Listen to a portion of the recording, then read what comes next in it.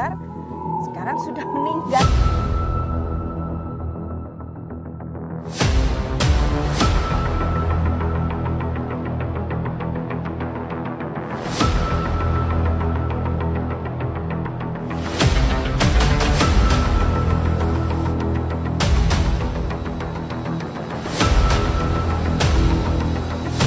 Bang, minta sarper dong, Bang, minta sarper dong, kayak gitu.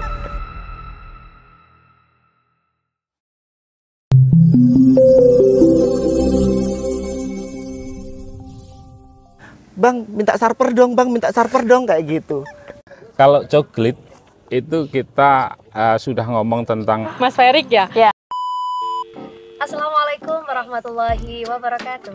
Halo Sobat Awas, jumpa lagi di podcast resmi Bawaslu Kabupaten Malang. Saya Tia Kusniawati. saya Irwanto. Saya Valdi Arini Putrawit, atau atasan kami bernama Nur Soleh. Saya Ihsan Fadoli. Saya Ayu Santiana. Saya Nurul Elvia dan rekan saya Ritmayani Novitasari. Saya Holillah Hirawan, atas nama Nur Rizal Turmuzi. Namaku Ulul Azmi dan di sebelah saya ada Bu Fitro. Nama saya Dwi Purwanto. Nama saya Budi Santoso. Saya Komisioner Bawaslu Kecamatan Bagan. Nama saya Muhammad Hussein Hidayat. Saya Mufid, Kordif Bapak Sugianto, dan rekan kami Ahmad Hussein.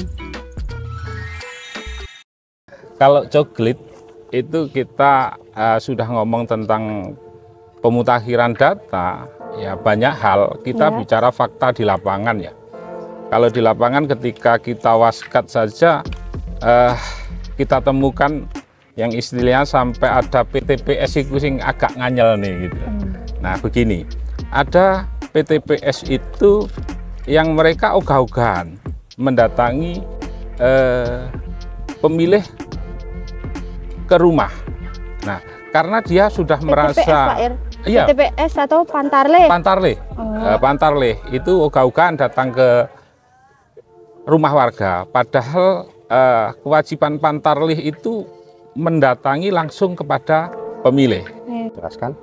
Proses coklit sendiri itu tentunya pendataan atau pendataan awal yang dilakukan oleh petugas Pantarleh yang berada di seluruh kecamatan Tajinan dan umumnya di seluruh wilayah Indonesia ini memang harus dilakukan, dan kita selaku pengawas di kecamatan Tajinan kita hanya melakukan sampling aja, dan itu nanti ditemani dengan para PKD atau pengawas yang ada di kelurahan atau di tingkat desa kayak gitu.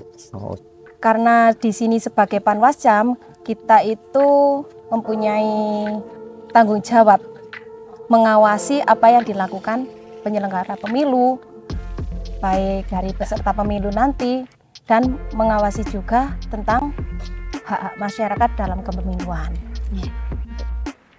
Peraturan Komisi Pemilihan Umum Nomor 7 Tahun 2022 tentang penyusunan daftar pemilih, penyelenggaraan pemilihan umum dan sistem data informasi itu disebutkan dalam pasal 18 ayat 2 sebagai coklit sebagaimana dimaksud pada ayat 1 itu dilaksanakan oleh Pantarleh. Jadi ketika Pantarleh itu tidak melaksanakan coklit dan dilakukan oleh suaminya, itu berarti melanggar aturan. Itu berarti suatu pelanggaran seperti itu. Coklit itu adalah suatu tahapan untuk pencocokan dan penelitian data pemilih. Itu kita lakukan, yang dimelakukan itu Pantarleh. Kita hanya melakukan pengawasan. Kita tidak melakukan pencoklitan. Pengawasannya hanya pengawasan yang melekat sama sampling. Itu dilakukan oleh kita, oleh PKD, oleh Panwaslu, oleh staf Panwaslu.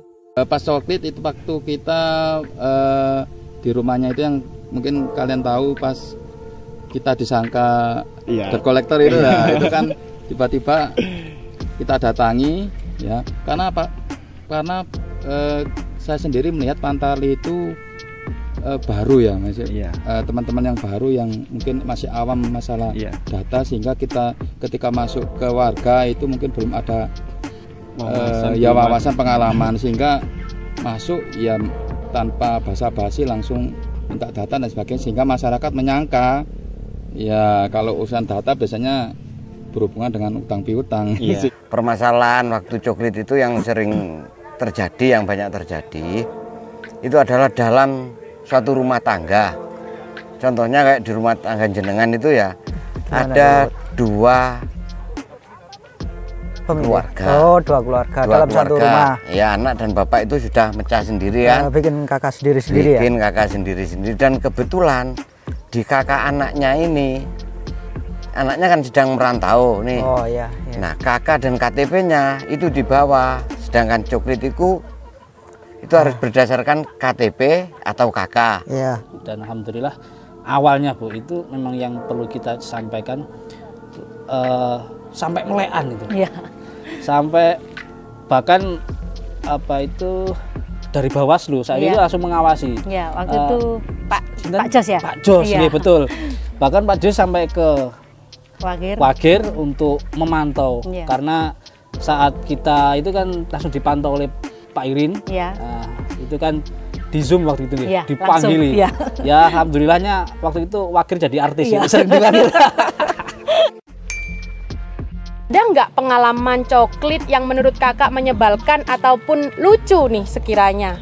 Banyak sih pada waktu coklit, kami dan rekan-rekan juga banyak mengalami kejadian-kejadian yang lucu, kejadian-kejadian yang menyebalkan juga banyak.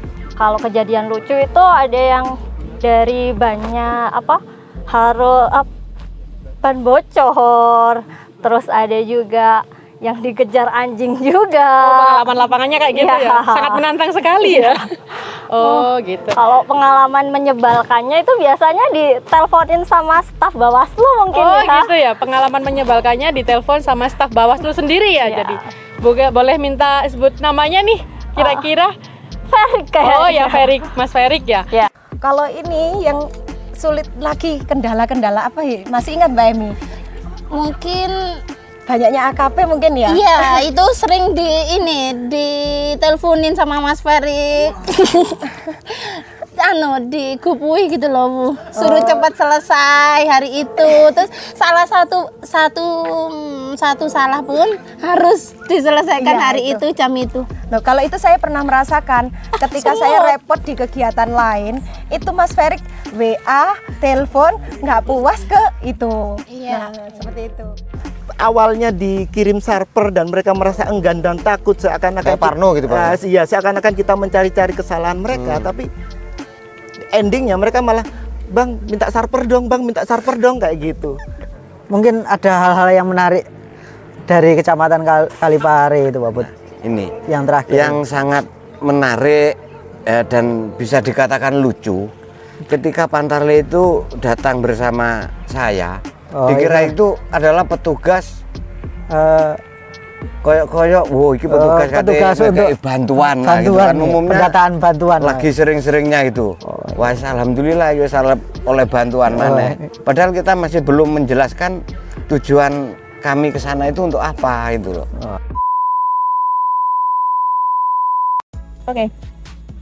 Oke, baik sekali Bapak.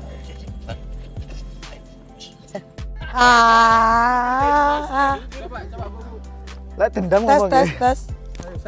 Tes.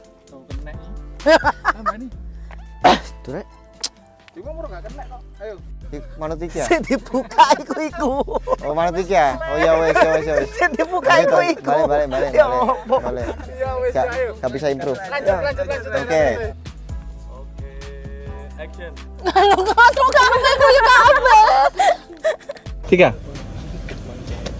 Halo, selamat siang. Perkenalkan saya Nurul Elvia dari staf HPP MHM Kromengan. Dan kok Kromengan langsung?